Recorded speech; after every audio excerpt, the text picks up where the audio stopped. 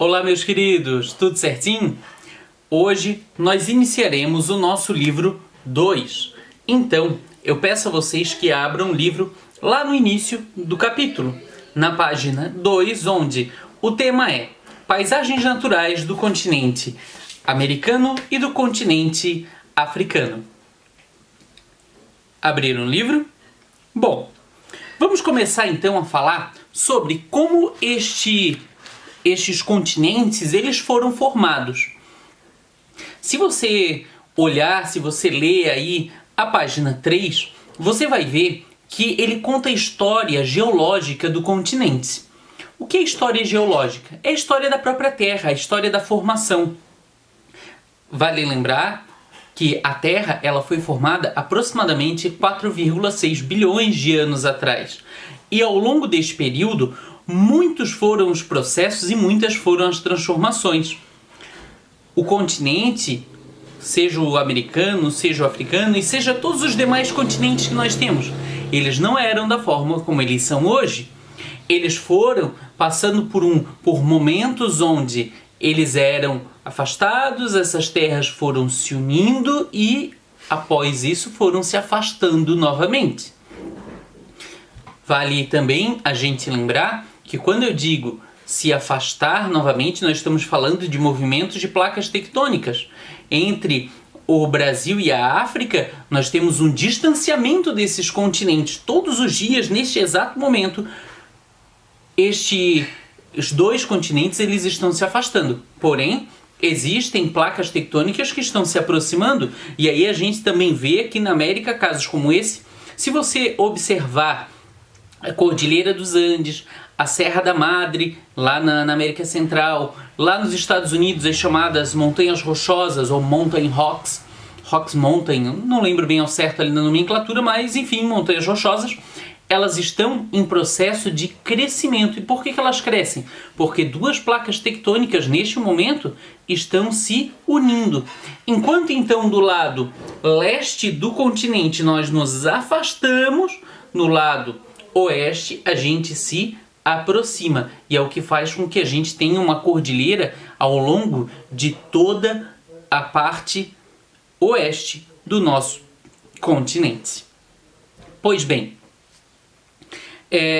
inclusive, eu sempre gosto de abrir um parênteses e falar que ali no Rio Grande do Sul existe uma praia chamada Praia da Guarita, onde tem uma falésia. Falésia é um grande morro, só que esse morro ele termina assim na água. Então tem aqui em cima um platô onde as pessoas podem caminhar, forma um paredão bem grande e a água bate aqui embaixo.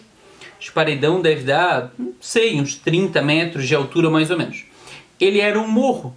Este morro ele foi separado no período do Pangeia. Quando houve a separação da Pangeia, houve a separação desse morro. Então uma parte desse morro está lá na África e a outra parte está aqui no Rio Grande do Sul. Inclusive vocês podem visitar. O nome deste local é Praia da Guarita. Fica em Torres, quase na divisa de Santa Catarina. Isso mostra então que a dinâmica da Terra, ela existe uma dinâmica muito grande. Lógico, eu falo numa dinâmica muito grande se comparado aos 4,6 bilhões de anos que a Terra existe. Ao nosso passo, ao nosso tempo de vida, essa dinâmica, a impressão que dá é que ela é muito lenta. A impressão que dá é, inclusive, ela está parada, que a Terra não se transforma por si só. A gente nota, geralmente, as transformações humanas, mas as transformações que vêm da Terra, geralmente, a gente não nota. Mas não quer dizer que a Terra esteja parada. Sim, ela está se movimentando, ela tem uma dinâmica, só que numa escala diferente de vida do que a vida que nós temos. Bom, se você virar a página do seu livro, na página 4, ele vai falar de uma fenda lá na África, chamado de Rift Valley. O que é o Rift Valley? Existe uma porção ao leste da África, ali na região do Mar Vermelho, e aí você que está com o seu livro do Positivo aberto, na página 4, você vai ver um mapa, cujo nome é Vale do Rift, no Chifre da África. Ali tem uma entrada, um canal, que é o chamado Golfo de Aden, que por sinal tem uma história, depois eu falo sobre ela, uma história muito interessante ali no Golfo de Aden, forma uma ponta, tipo um estreito, e depois ela entra no Mar Vermelho. Sim, o Mar Vermelho que é tanto comentado, inclusive na Bíblia e tal, que ele fica ali entre então a África e a Ásia. O que nós temos? Ali existe uma falha, existem placas tectônicas naquela região e elas trabalham, elas têm um movimento diferenciado que pode fazer sim com que o chamado Rift Valley ele possa rachar, e essa parte de terra que existe ali no continente africano, ela pode se afastar, formando inclusive uma grande ilha. Por que o professor diz que pode? Porque não é algo certo. A gente pressupõe que isso vai acontecer notando os movimentos que tem aquela região. Porém, ainda a gente não tem certeza. E provavelmente, na nossa escala de vida, nós nem veremos isso acontecer. Isso é uma coisa muito distante.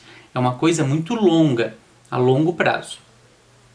Se você abrir o seu livro na página 5, ele vai começar a falar sobre relevo e hidrografia, tanto da América e depois, posteriormente, um pouquinho mais para frente, vai falar da África. Eu quero que vocês notem uma coisa aí nas imagens que aparecem na página 5 do seu livro. Aparecem as imagens de satélite da América e elas aparecem separado. Então aparece a América do Norte e a América Central e numa outra imagenzinha a América do Sul. Eu quero que vocês observem na questão do relevo. Essa ali é uma imagem de satélite que vai mostrar relevo. Na parte oeste do continente, seja lá na América do Norte, na América Central, na América do Sul, tem esse relevo ondulado, essas cordilheiras que o professor falou agora, uns 2 minutinhos aí atrás. Enquanto da parte oeste, ela é mais plana, mais baixa, tem até planaltos, inclusive, mas ela é muito mais baixa. A gente fala, inclusive, que é um relevo antigo e desgastado, enquanto a parte oeste é uma parte em formação. É a cordilheira mais extensa do mundo, ela começa... essas cordilheiras, elas se iniciam lá no Alasca e elas vêm vindo até chegar lá no Ushuaia, no extremo sul do mundo. Lógico que ali existem separações e a gente acaba dando nome diferenciado para cada uma dessas partes, mas a formação é a mesma pela união de placas tectônicas. Eu também quero abrir um parênteses aqui e falar sobre a importância que essas cordilheiras tiveram na formação de vidas. Ao longo de muitos e muitos anos, diversas tribos, diversos povoados indígenas, povos indígenas, habitaram essas partes. E se você for ver na página 6 do seu livro, ele descreve logo ali no segundo e no terceiro parágrafo sobre a importância que esses povoados indígenas tiveram. Um deles aqui muito próximo de nós, os Incas, que deixaram para nós aí construções onde muitas pessoas visitam, e a gente chama de Machu Picchu, que são a sua infraestrutura, aquele modelo de vida que eles tinham. Machu Picchu não é a única, ali nos povos indígenas a gente também vê Choquequirao e vê tantas outras cidades. Então isso é cultura, é tradição. O próprio modelo de agricultura que eles adotavam é diferente do que a gente adota, porque nessas partes onde tem muita cordilheira, onde tem muito morro, a temperatura é diferente. Então lá eles tiveram que se adaptar ao modelo de vida para conseguirem então produzir aquilo que eles necessitavam para sobreviver. E na questão da hidrografia, vocês podem perguntar, professor, o que tem a hidrografia? O que tem aí de tão importante na hidrografia americana? O continente americano ele é um dos continentes aí riquíssimos em água. Se você pegar o Brasil, se você pegar o próprio Estados Unidos, o Canadá, tem muita água, tem muita bacia hidrográfica que ela pode ser usada para navegação, seja para o transporte de pessoas, seja para o transporte de carga, geração de energia, retirada de água. Infelizmente, nós temos visto aí nos últimos anos uma diminuição dos rios, da água dos rios, por conta do desmatamento. Então, a vegetação que tem na beirada dos rios, muitas vezes quando desmatada, ela afeta o rio diretamente. E é por isso que a gente tem que ter muito cuidado nessas áreas de rio para que o rio ele não venha secar. Vocês já pensaram que desastre que seria se a gente perdesse os rios do nosso país, do nosso continente? O problema seria muito grande. Então, preservar a natureza é muito importante. Preservar e fazer com que, lutar para que leis mais firmes, mais exigentes para a proteção do meio ambiente faz-se muito necessário.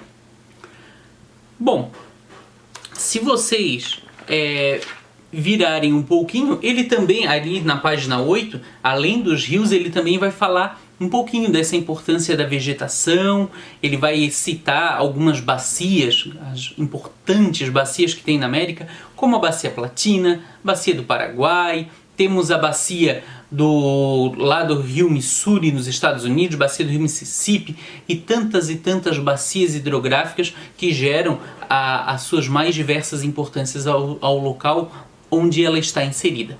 O professor vai parar então essa aula, o nosso conteúdo não acabou, eu vou parar aqui para que o vídeo não fique muito extenso e eu vou iniciar uma nova aula ainda referente a este primeiro conteúdo para conversar com vocês sobre o relevo, a hidrografia do continente africano e vou contar aquela historinha que eu disse para vocês que é uma história interessante que se tem ali na parte do Golfo de Aden. Tá bom, meus queridos? Então, espero vocês na nossa próxima aula aí. Valeu!